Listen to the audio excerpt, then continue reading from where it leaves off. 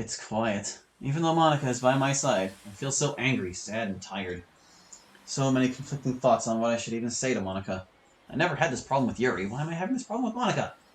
So, how are you today? Uh, Come on, say something. I'm gay. Wait, what? I... That's not what I meant. I had a brain fart there. I just wasn't sure if I should have said I'm good or I'm okay, so I freaked out. I can hear Monika snickering. Well, that explains why you didn't show any interest in the girls in the club. Monika. Well, you know I'm joking with you. Although there's no shame in it. Your secret will be safe with me. There is no secret. I'm just so worried about Sarah that I don't have time to get involved in relationships. So you have other priorities. What about school and your grades? I aced all my exams and finished my homework without any effort. Since when? Didn't you drop out of the class we shared? Just because I'm not in advanced placement classes doesn't mean I'm stupid. I'm sure there are shitheads in your class. Hey, Hallie. Yeah? I got you talking. Good for you. Why are you so blunt? What do you mean? Well, Sayori likes to talk about you sometimes during our club meetings. She talks a lot about how kind and compassionate and gentle you are. She mentions how easygoing you are and how you just go with whatever. Sayori was right. I used to be that person, but people change over time. I used to think you were really cool and popular. I mean, you are the class star. Who wouldn't want to be with you? But as time went on, and when I listened to Sayori and her doctor talk, I began to see her true colors. I don't care about her in the club as much as you believe. That's my honest answer on why I'm different. Well, that would explain it. While it is true that I haven't been the best with the club, the club fell apart because of my actions. And while I'm partly responsible for Sayori's current situation, I still have a choice on what I can do about it. And right now, I want to help Sayori to the best of my ability. Well, let's get going then. Well, this is the place. Yeah, You want to go first? I'm going to take a few moments to collect my thoughts. Alright. I head to her room as normal. Day 3 of visiting Sayori. Same sterile hallway with the same cold lights and the same odd feeling. Today it smells a bit like blood, despite the pungent odor of chemicals. To be honest, I thought I would be used to the smell of it by now. I arrive at her door and knock. I hear a small but audible groan from inside the room. Sayori absent-mindedly opens the door without much thought. The door swings and hits me square in the shoulder. As I yelp in pain, Sayori comes back to her senses. What kind of door would open out into the hallway? Oh my gosh, I didn't mean to hit you! Are you okay? Don't worry about it. You fixed a crick in my shoulder that's been bothering me. Funny that, I've had like a crick in my shoulder for 3 weeks. You don't have to act tough, Allie. It's okay if you're hurt. No worries, I'm fine. You just caught me by surprise. But you're the one who knocked. Were you expecting me to not answer? Never mind. Can I come in? I don't know, can you? May I? Of course. But you can't stay long today. And why is that? So the doctor... Do the doctors not like me? Do they think I'm in the way? It's not that. My treatment is going to start today. They say after the weekend is over, I'll be a brand new Sayori. Why does this sound like an indoctrination? Now that I think about it, she looks much more tired. I know we stayed up a fair bit yesterday, but I've seen her better with even less sleep. Something isn't adding up. I'm really glad you came today. I've been scared all day. That was quite a mood shift. Super happy to crying. Why is that? I'm not sure if I'll entirely be the old free-range blood Sayori I was after this weekend. You know they're not going to stick needles into you. I know they won't. Then what do you have to be afraid of? Certainly you're not scared of your old self, right? The new you was born from the old you. If she has chronic depression and she's had it her whole life, there was no old her. It's okay to feel uncertain. I know how you feel. Allie. Don't worry about it, Sayori. Things will be alright. Allie, I don't need you to reassure me. And you don't have to guess what's wrong anymore. That's what doctors are for anyways, right? I guess I should drop it. Maybe I should get going. Before I go, is there anything you want to get off your chest? Allie, don't worry about me so much. As much as I can't stand to be here. I'm grateful you brought me here. I didn't have the courage to do it myself. But you brought me here, and now I see that I'm not alone in this world. So, thank you for getting me the help I needed. Thanks to you, I now have the courage to do what I need to do. This is goodbye for now, Hallie. See you tomorrow on Sunday. I'll hold you to that. Don't keep me waiting. Sayori and I exchange a short and sweet hug, but it feels so bitter. More bitter than anything Sayori could have written. It didn't take long for her to notice. Cheer up. You said things will get better, right? And you know what's best. I can't deal with this. I need to leave. I can't let the craft show. Sayori would be devastated if she knew the truth. It's human to have doubts. I'm not sure what fate has planned. I just don't want things to get worse for you. You've suffered enough as it is. More than you lead yourself to believe. Oh, what are you talking about? You don't need to worry about it. You worry about getting better. I can handle myself with my date with destiny. I'm going to go now. Monika probably wants to talk to you. Why don't you sound happy about that? I'm tired. I'm tired too, but it's nice to see other friends. Despite everything, you still consider her a friend. She's part of the reason you're here. Monika isn't the only reason. In fact, I'm standing right in front of another. You shouldn't show thanks only to take it back when it suits you. I brought you here for your own good. You wouldn't have come here. No one goes to the hospital willingly. I mean, some people might, but... Can I see Monika before my time is up? Yeah, go ahead. I take my leave and go back to the lobby. Sayori's ready to see you. Wish me luck. Right. I'll be waiting for you. Monika finally leaves. Took her long enough. She's taking longer than expected. They really must be conversing. Yeah, it's better they work things out. I lay my head back and close my eyes. Maybe Monika isn't so bad after all. Maybe it was a good thing I gave her another chance. And honestly, I don't think things could have... I'm back. Jesus! No, just Monika. Long talk? It was actually cut short. A nurse came in and told Sayori it was time for her treatment to start. So I was asked to kindly leave. Oh. Well, today's been quite a day, hasn't it? Yes, it has. How do you feel about dinner? I don't know. It feels weird considering I had dinner with Yuri last night. Well, you're not sleeping around. Besides, Sayori would want you to be out socializing with friends. Right, that's what she would want me to do. Something on your mind, Hallie? It's nothing. Let's go. So where to? Steak dinner? One big, juicy ribeye steak. Very funny. Oh, right, you're a vegan. You don't know that. How did he know that? You can enjoy a light salad. Are you done? I know I'm a vegan, but you don't have to make fun of it. Wait, maybe she did mention that on a previous... The thing is, I'm not sure if Monika's self-aware in this mod. I honestly don't know. If she is, and she's also remembering the past events, then that would explain why she hasn't, called him out on some of the stranger things he said to her. But I'm pretty sure he only found out she was a vegan in a previous week. No, I'm certain, because it hasn't come up in this session today. Anyway. So where do you want to go that's not a steakhouse? You know a lot of places, don't you? After all, you are popular with a lot of friends. I'm sure you know all the cool places. Of course I do. Lead the way, then. All right. This way. This little place has everything. This is a burger shop. I know, but I like their salads. We walk up to the cashier and order. One garden salad with a medium drink. One quadruple cheeseburger with extra 4 cheeses, extra bacon, all the sauces you have. A large order of chili cheese fries with extra onions and pepper jack cheese.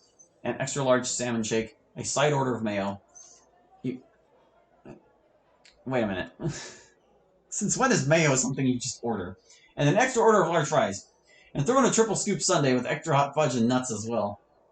Will that complete your order? Yes. Your order will be out in a moment. Monika reluctantly pulls out her wallet and pays for the meal. I could hear audible cursing from within the kitchen. We take a seat and wait. So, are you always like this? Sayori tells me you're never like this. Like what? Rude. It's like you're going out of your way to push my buttons. Maybe I'm just testing how stoic you are.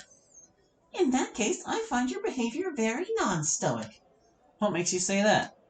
I understand you don't like me, and that you don't entirely trust me. And to a degree, you would be entitled to that notion. However, that does not excuse your actions. If you are going to accuse and throw stones, make sure others aren't going to throw stones back.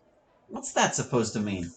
What I'm saying is this. You can judge only when you have committed no crimes. Are you saying that to make me feel guilty? No, not at all. I am simply making a point. I don't hold a grudge against you, but that doesn't stop me from commenting on your actions. So are you going to scold me and tell me why I should be a vegan? Because if you are, please don't. You do your thing and I'll do mine. I wasn't going to. Well, now I'm curious. Why did you want to become a vegan? Don't change the subject. Now, as I said before, I find your actions very unstoic. You don't accuse or mock others when you please, and act stoic when it's convenient. And? What about it? Yuri tells me you two had a great night last night, and you were willing to listen to her. You even showed gratitude. And yet when it's you and I receive nothing short of negativity. That's just karma. Don't act like you're in the right here. You're just as guilty. You accused me of being responsible for Sayori's condition. What do you mean? Don't play stupid. You know what you told Sayori. But you know what? She told me you were also part of the problem. Maybe you should take a moment to look at yourself. Oh, yeah? And what are you doing about it? I can ask you the exact same question. Because to me, it looks like you're doing nothing. Well, excuse me, but who's taking care of Sayori's house right now? Because it's not you.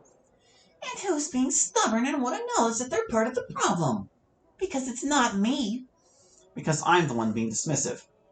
Do you really want to keep going back and forth? Did you forget I was the debate team leader?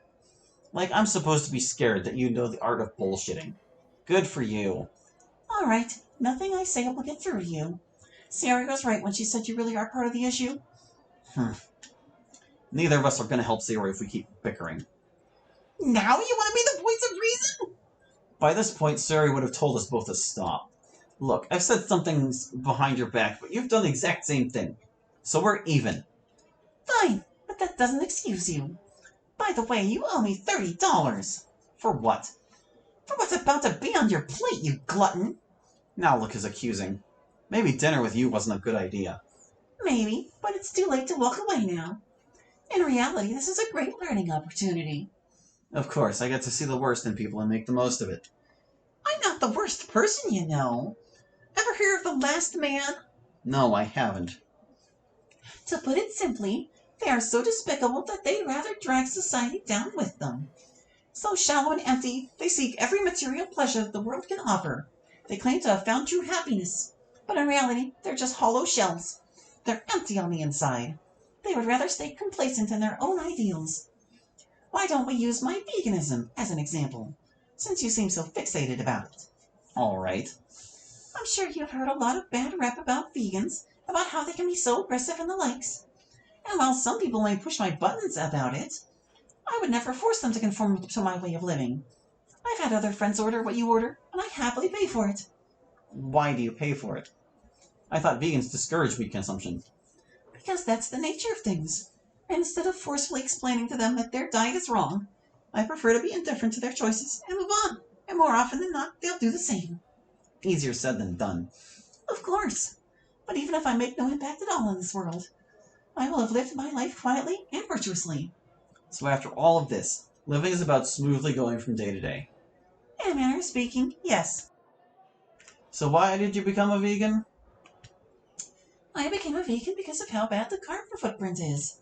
It takes a lot more resources to cultivate enough livestock to feed the population, and sometimes those products end up as waste. How often? More than you think. And seeing how many animals die only to have their already processed meat thrown away, or to have many die to satisfy one's gluttony, it's like they existed for nothing. Now, I'm not calling you fat by any means, just stating my thoughts. You see, I don't go out of my way to bring others down to my level or to my train of thought.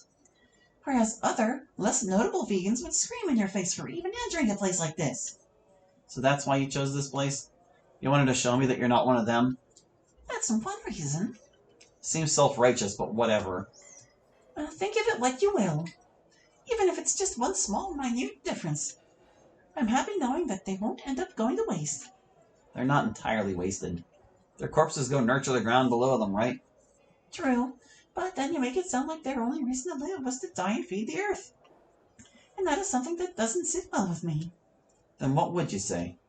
An That's a bit of a tough question to answer. We're talking about farm animals that were bred and raised to be killed and harvested. And yet some animal products never even make it through. Imagine being born unable to carry out the purpose destiny has laid out for you. For a cow, it's just a mirthless death. As for humans, I can't even describe how terrible of a feeling it could be. I can only imagine, Monica. I think our food is ready. I'll go get it. I stand up and walk towards the counter. Sure enough, our food was ready. I come back and set it on the table. We eat and talk about school and such. Somehow our conversation drifts to the nature of depression, what it is and such, as well as Sayori. We both try to discuss and find some answer to it. Of course, Monica is the way she is. Always has the need to be right.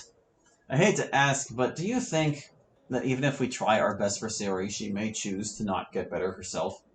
That even if we do get her the love and care and help she needs, that she may only go with it to only get us to be quiet? That's not out of the realm of possibility. One of my cousins lost her son.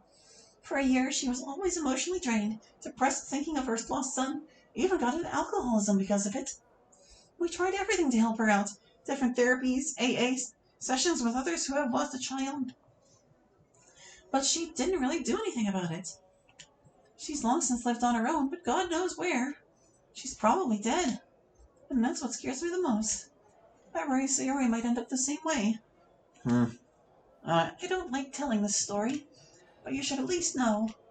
Did you tell Sayori this story? Of course. She should know she isn't alone. I've lived and seen this time and time before as well. You mean you've seen what I've seen? What are you talking about? You said you've seen this time and time again, right? Are you in a time loop like me? What? No, you have it all wrong, Hallie. I mean that I've seen this situation play out before. First with my cousin, then Yuri, now Sayori. Oh. Something on your mind? Well, can I pick your brain about something? I'm all ears.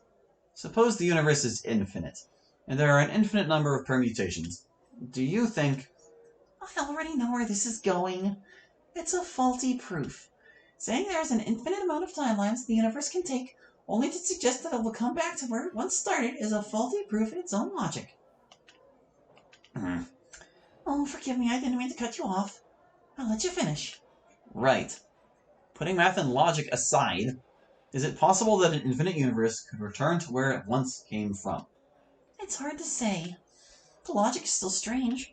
You're not referring to eternal recurrence, are you? I think I've heard of it, but I'm going to assume you'll explain it. Eternal recurrence states that the life you live is cyclical. That instead of having a finite end to it, such as dying and going to heaven, you instead live your life all over again, and there's nothing new in it. Alright, but what if one day a man has memories of his previous life? Wouldn't he want to change some parts of his life and make things right? Yes, it would only be natural for almost any human to do that. However, there are those who wouldn't want their life any other way. Why would they do that? They call it Amor Fati, or love of fate. For the sake of simplicity, it means they wouldn't want their life any other way. Don't bore me to death about loving your fate. I get it, it's the stoic hack to life. If you know it, then what seems to be the problem? I understand you're going through a hard time right now. You don't get it, Monica. I've lived this life over and over again. I only knew about Sayori's suicide because I've seen her die time and time again. I've seen her hang herself, jump off the roof, stab herself with a knife, but that one was in a dream, so it doesn't really count. I know you're at the heart at it all because you're the last person she ever talks to. Allie, that's nonsense! Is it, Monica? Yuri at least humored the idea. How else would I know all this? Maybe you passed out seeing her die for the first time and you're in a coma. Or you're in hell. Or maybe you're stuck in time. No, that's... Let me finish. I will assume that you are telling me the truth and that you are correct. You see this as being cyclical and that it's going to be an eternity. But your memories carry over. Yeah, and I'm losing my shit because of it. Let me finish! This is a stretch, but that means your life is still linear. Meaning there is still an end to it all. I don't have an answer for you. Not now. Or ever if what you say is true. That's it? And it'll get better and be over soon? Thanks for nothing. Hallie, this is something no person could possibly be prepared for. I'm sorry you don't have everything you were hoping for, but no person could give you everything you want here. It's selfish to expect more than what nature provides. I truly am alone. Hmm. Hey, I know you two are having a great time, but we're closing now. Time to go. Yeah. The two of us walk out of the restaurant after making sure to leave our table as clean as when we got it.